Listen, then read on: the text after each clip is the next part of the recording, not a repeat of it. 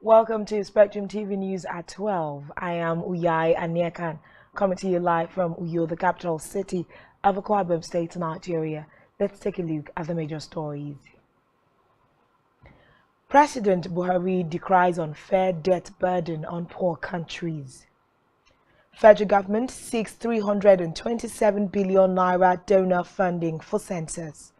Plus, Ukraine President Zelensky says Bakhmut defenders double down in Russia-Ukraine war. We'll bring you details of these stories and more in a moment.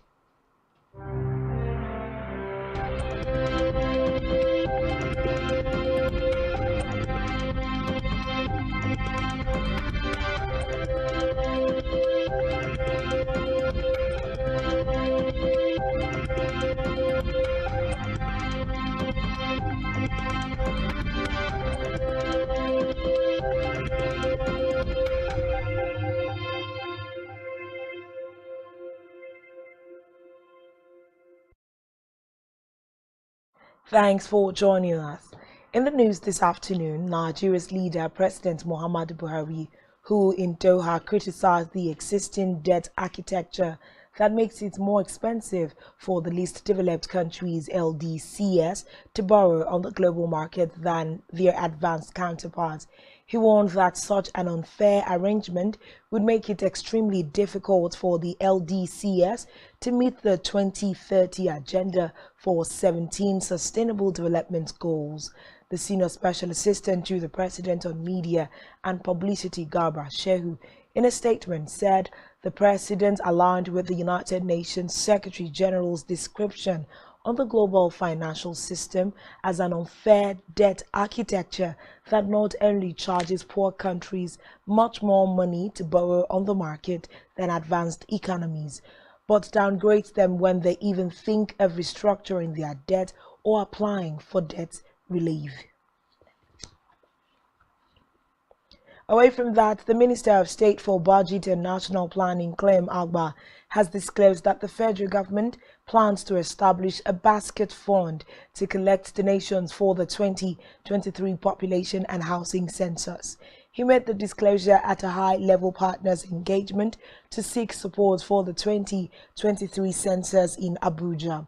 Agba noted that a total of 869 billion naira is needed for the census, noting that the government committed 291.5 billion naira with the need for an additional 327.2 billion naira.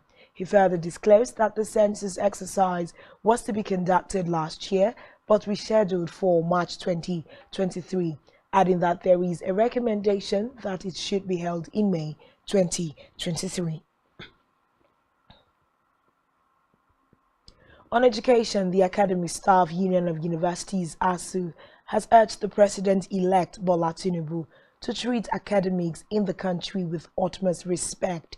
In an interview, the chairman of ASUU Federal University of Technology, Minna, Niger State, who is also a member of the National Executive Council of ASUU, Professor Bolahon Bolarin, urged the incoming government not to emulate the government of President Muhammadu Buhari towards education. Recall that in 2020 and 2022, academic activities in universities was disrupted for 8 months due to ASUU strike.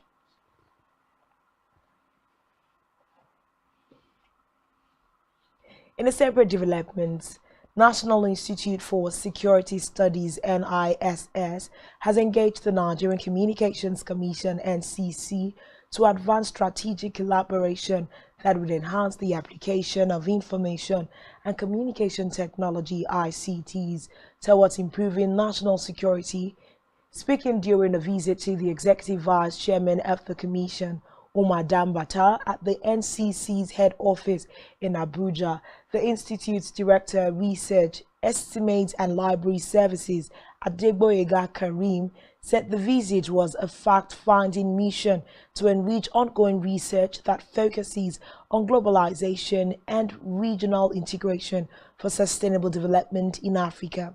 He noted that the Commission has made giant strides advancing the cause of digital economy development in Nigeria and that its regulatory processes provide a good opportunity for the collaboration to enable the group to research further into matters regarding telecommunications and national security.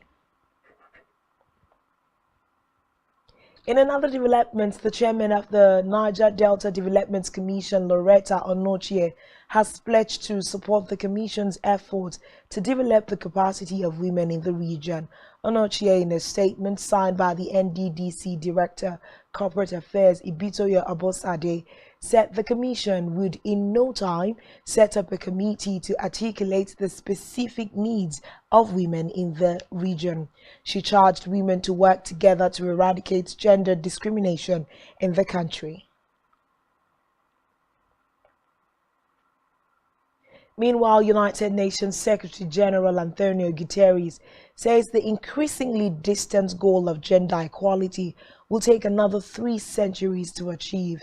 Guterres said in a General Assembly speech ahead of International Women's Day on March 8th that gender equality is growing more distant, a track of 300 years away. He called for collective action worldwide by governments, civil society, and the private sector to provide gender-responsive education, improve skills training, and invest more in bridging the digital gender divide. Moving on to Lagos State, the government has recruited 3,000 health workers to boost healthcare service delivery and meet the health needs of citizens of the state. This was disclosed by the Commissioner for Health, Akin Abayomi, in a test statement. According to the Commissioner, those recruited by the state included doctors, nurses, pharmacists, lab scientists, and other allied professionals. On the home front, residents of Ikpa Road in Uyo local government area of Akwa Ibom State have called on the state government to hasten the construction of the road which links Udwa-Ikpa to Plaza. Speaking with a correspondent, Esther Otoyo, they asked the government to avail the contractors currently working on the road with needed equipment and capital to enable the quick completion of the road. They also decried that the bad state of the road has affected their business and is dangerous for school children plying the road, noting that one can easily fall into the pit that have been dug in the area for months, which can result to death. This has really affected the people residing here as well as the indigenes, in that businesses have been halted for some time now, and students find it difficult to also access the road. Perhaps the workforce is low, so if they can at least have enough workforce, it can also hasten up the pace of the work.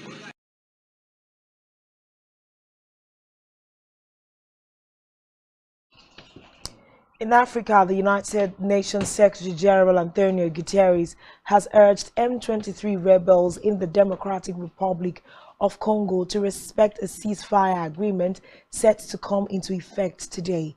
The Secretary General, who welcomed regional and international efforts led by the Angolan President and the African Union to try to stop a conflict that has displaced hundreds of thousands, condemned the violence against civilians and urged all armed groups to lay down their weapons and disarm unconditionally. Guterres asked the M23 to honor a pledge to cease hostilities to facilitate full and effective withdrawal from areas it has occupied. Still in Africa, the United Nations says Eritrea's record on human rights remains dire and shows no signs of improvement. The United Nations Deputy High Commissioner for Human Rights, Nada al-Nashif, said the withdrawal of Eritrean troops from Ethiopia's northern region of Tigray was very slow and largely incomplete. She said there were credible reports of torture, arbitrary detention and enforced disappearances. According to reports, estimated 600,000 people died during the Tigray War.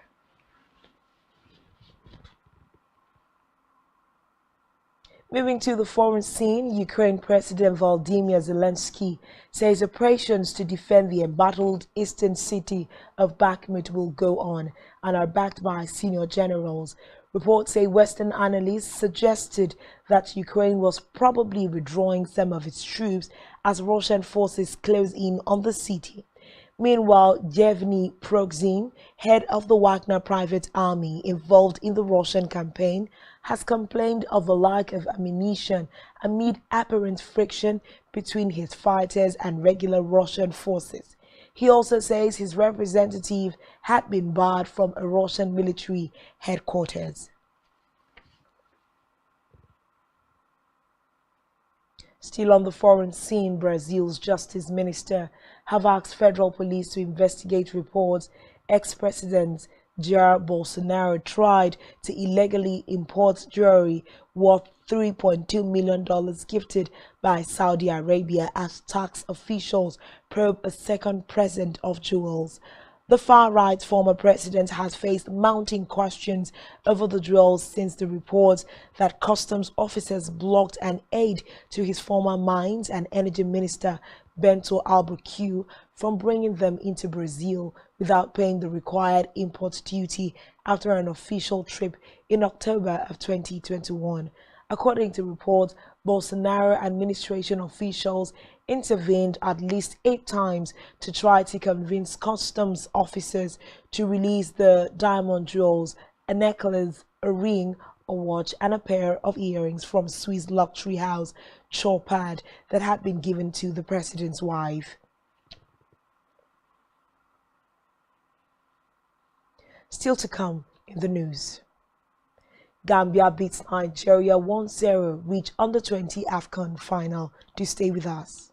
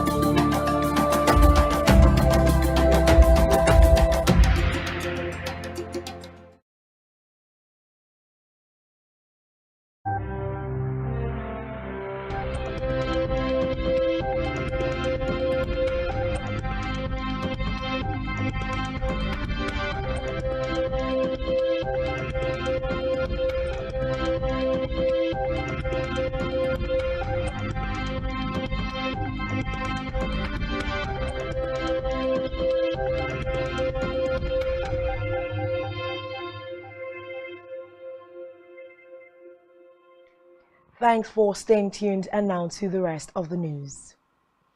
In business, the Central Bank of Nigeria has disclosed that 503 billion naira, representing 52.39%, has been repaid by farmers under the Anchor Borrowers Program as of February 2023. This was made known by the Acting Director, Corporate Communications Department, Abdulmumin Issa, in a statement.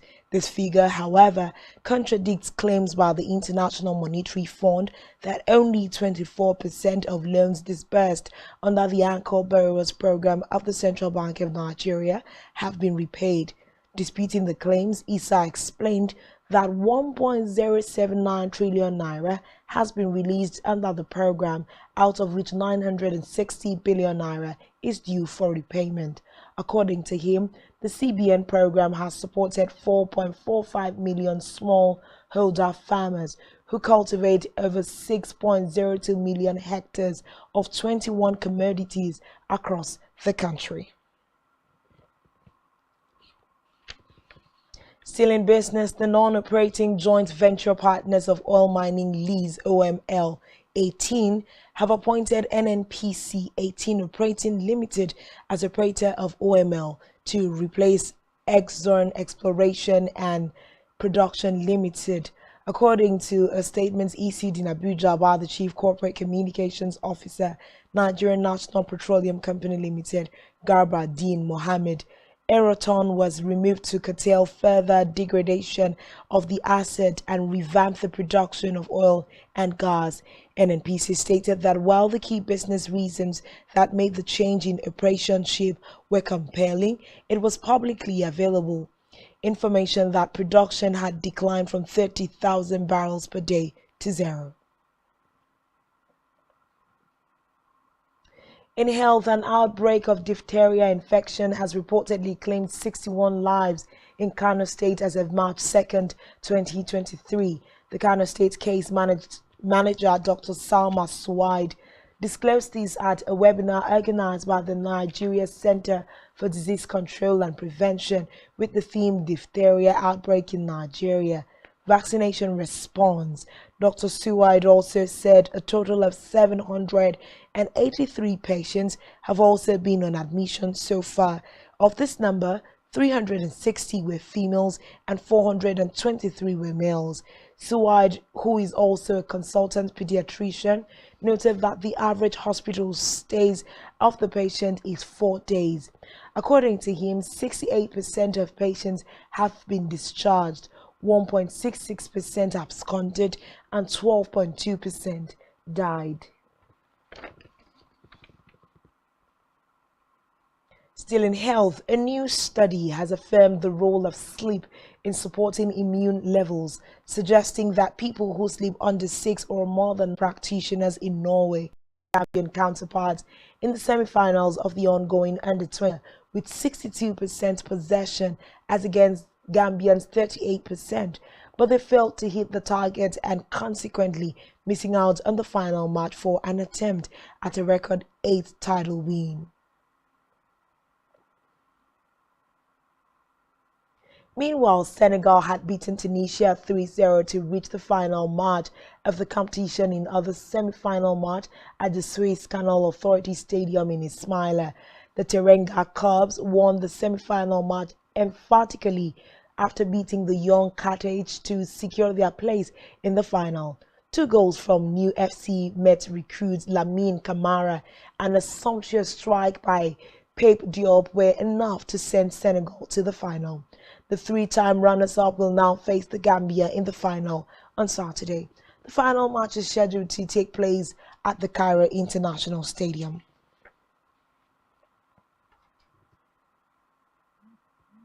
In entertainment, the People's Democratic Party (PDP) candidate for the Etiosa Federal House of Representatives seat, Bankole Wellington, popularly known as by his stage name, Banky W, has spoken out for the first time since his loss, losing the election.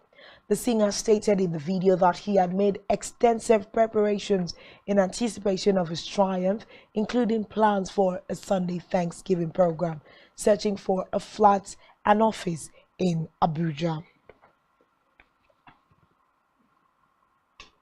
Still in entertainment, internationally celebrated award-winning gospel singer Mercy Chinwo, blessed popularly known as Minister Mercy, is set to gather thousands of her francophone fans in a grand concert in Lome, Republic of Togo.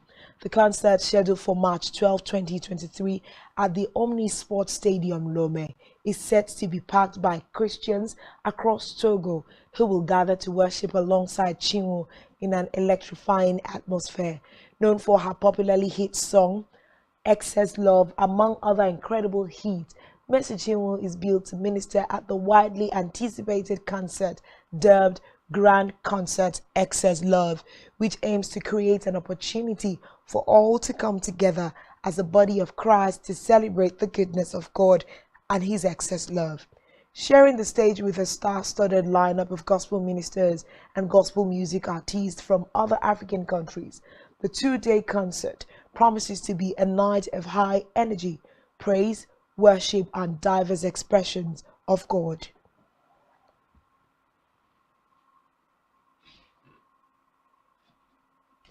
And that's all we have for you at this time. Do ensure to follow us on social media. Subscribe to our YouTube channel, all of which you can find on our website, spectrumtv.ng. You have been watching Spectrum TV News at 12.